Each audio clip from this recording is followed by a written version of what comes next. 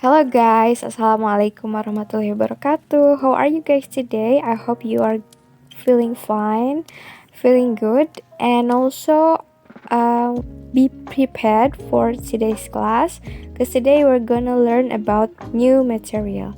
Nah, hari ini seperti biasanya kita akan belajar bahasa Inggris.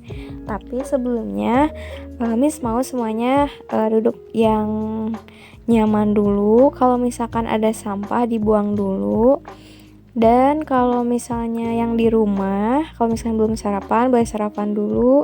Yang di kelas dan yang di rumah, siapin dulu buku portofolio dan buku catatannya.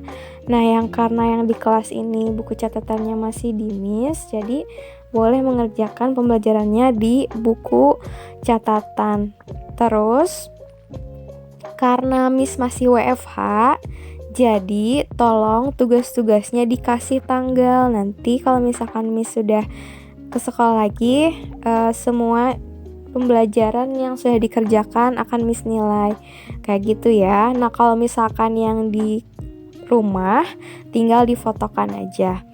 Nah, pembelajaran ini kalian boleh catat hal-hal pentingnya dan juga boleh mengerjakan di buku catatan kalau misalkan nggak ada, dan di buku portofolio tapi untuk yang di rumah. But before that, I'm sure you guys are missing breaking news time. Jadi hari ini karena untuk ngasih breaking news, jadi Miss hari ini mau ngasih breaking news. Boleh ditonton ya.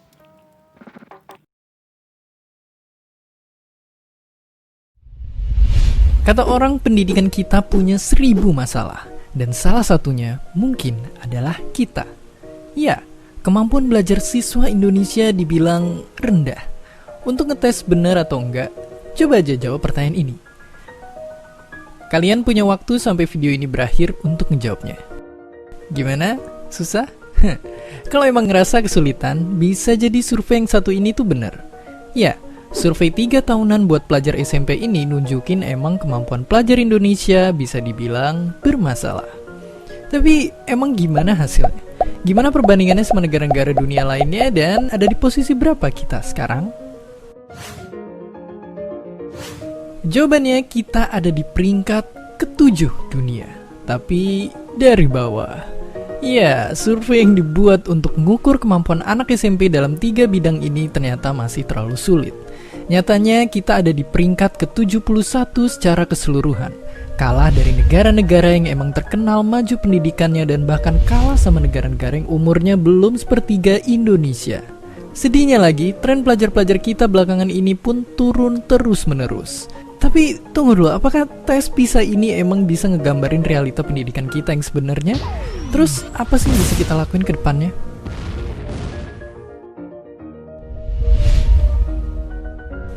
Pastinya tes ini bukanlah hasil akhir yang nentuin kualitas pendidikan. Tapi kalau berkaca dari hasil tadi, bisa jadi itu karena banyak masalah yang menerpa pendidikan kita. Yang salah satunya karena masih adanya kebiasaan ngehafal yang bikin kita nggak ngerti kenapa suatu materi dipelajarin. Misalnya, coba kita balik ke teka-teki tadi.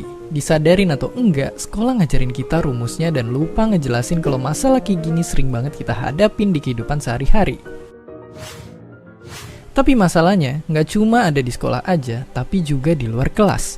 Misalnya kayak kondisi sosial ekonomi pelajar yang nggak merata, yang akhirnya bikin hasil tes mereka jomplang, dan tentu aja masalah-masalah lainnya. Makanya biar pendidikan kita bisa bersaing, kita perlu berkaca dari hasil survei ini dan ngambil kebijakan. Contohnya kayak UN yang baru-baru ini diilangin, yang perlu kita lakuin buat perbaikin pendidikan Indonesia. Bapak pendiri bangsa kita pernah bilang satu ucapan yang terkenal. Katanya, hanya satu tanah yang bisa disebut tanah airku. Ia berkembang dengan usaha, dan usaha itu adalah usahaku. Ngelihat kondisi sekarang, ucapan itu bisa jadi dorongan buat kita semua yang meski di tengah fakta menyedihkan kualitas pendidikan di negara kita, kitalah yang harus ikut berjuang menyelesaikannya. Dan seperti biasa, terima kasih.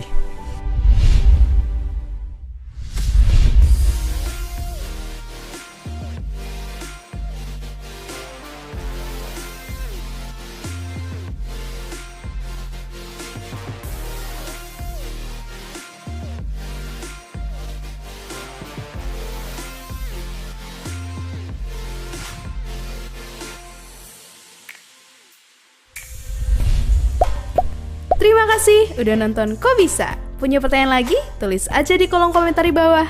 Keep asking and stay curious.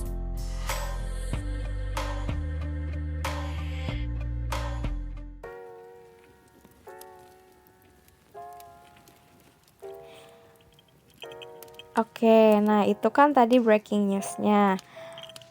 Jadi, seperti yang kita tahu kan tadi Indonesia tuh ada di bawah ya. Nah, gimana caranya biar Indonesia bisa jadi di atas rankingnya? Nah, itu tugas kalian. Dan tugas itu tuh ada di pundak kalian gitu untuk menaikkan rankingnya Indonesia di mata dunia. Kayak gitu ya. Oke, kita mulai aja pelajaran bahasa Inggrisnya. Nah, jadi untuk tujuan pembelajaran hari ini adalah kalian diharapkan bisa menyatakan kemampuan dalam bahasa Inggris dan bisa menyatakan sesuatu yang akan dilakukan.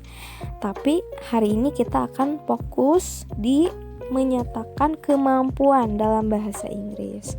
Nah, kenapa ini penting? Karena menyatakan kemampuan atau ketidakmampuan itu merupakan hal yang basic dalam pelajaran bahasa Inggris. Jadi kalian harus paham. So what will we learn today? So we will learn about how to state that we can do something in the English. Jadi nanti kita akan belajar cara menyatakan kemampuan dalam bahasa Inggris, cara menyatakan kemampuan dan ketidakmampuan, dan menanyakan kemampuan dalam bahasa Inggris. Oke, good. Nah, kita lihat ya gambar ini. Ini ada anak bermain piano. Berarti kan meaning dia tuh bisa kan bermain piano. Nah, taruhlah dia tuh namanya Naya.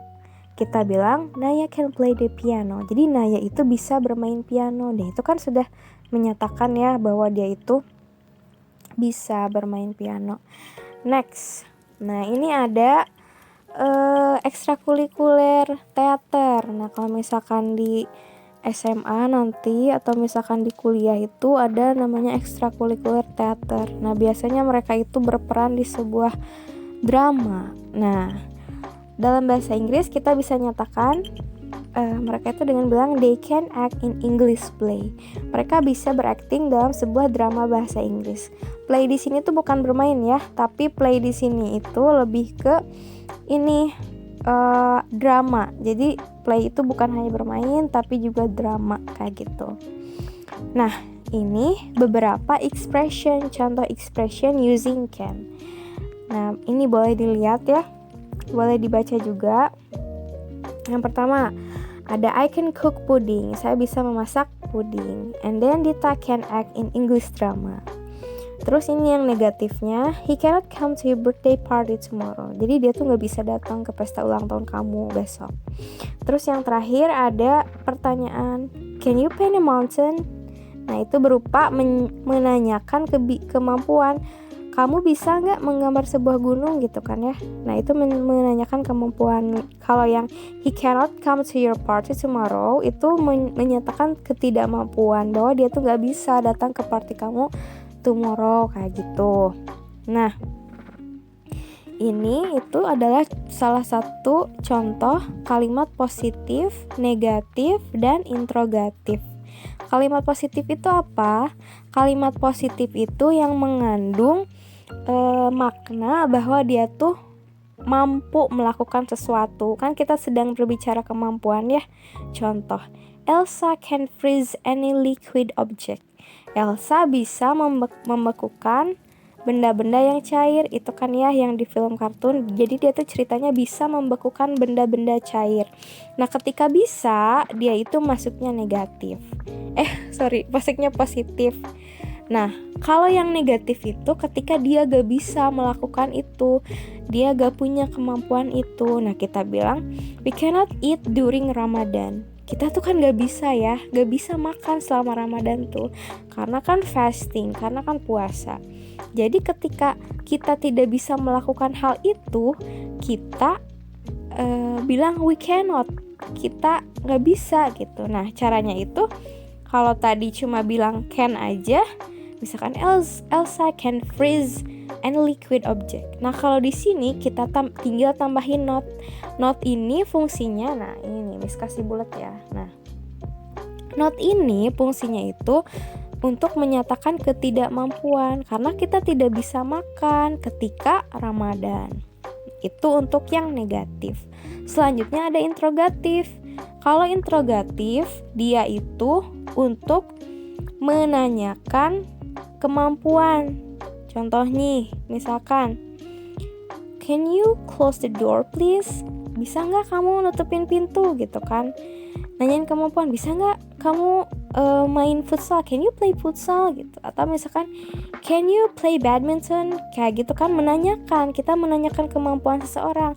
Bisa nggak gitu kamu melakukan hal ini? Nah, caranya itu kalau tadi can-nya itu setelah subjek, setelah I, setelah you can, she can. Kalau ini dibalik, can-nya jadi di depan.